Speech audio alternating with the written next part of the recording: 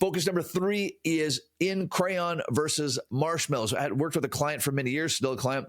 He worked with a team of engineers, and the engineers would come in and they would start going into these elaborate details about these engineering processes. And he would say, hang on a second. He would pull out of his drawer a box of crayons and a stack of paper. And he said, could you just draw this one out for me? Because what he discovered, and there's actually been a lot of studies on this, that the further we get into the details and the weeds, the further people get detached from reality and mistakes start happening. So let's contrast 2 examples here on our screen. On the right, we sort of have what would be the standard financial planning process in our industry, where we have these Monte Carlo illustrations and we have this 86% probability of success, whatever the hell that means. And we have these scenarios where the client is either going to be broke by 2055 or they'll be a multi-gazillionaire by 2073.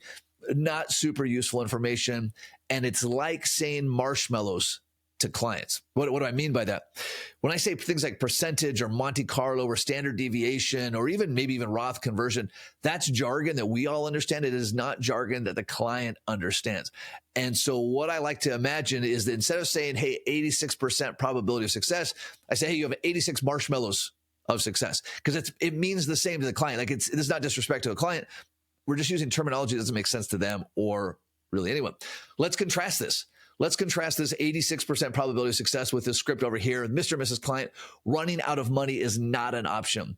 However, leaving a mattress stuffed full of money isn't winning the game either. Like right away, we've created visualizations that the client can relate to. We can then draw out buckets or guardrails, whatever your preference is. And so your action item on this one, I want you to take time this week to draw out at least 5 different concepts. This could be literally draw it on a piece of paper, not on your computer, not even on your iPad, like a piece of paper and a pen or a crayon, I guess, if you find one. I want you to draw out 5 of these. You can draw out your retirement income strategy, your investment models. You can do buckets. You can do guardrails. You can draw out your prospect process, estate documents. Draw these out and then practice explaining them out loud in front of a camera. Now, a hint for this is to find some other advisor who's really good at drawing these out and say, how do you draw these out?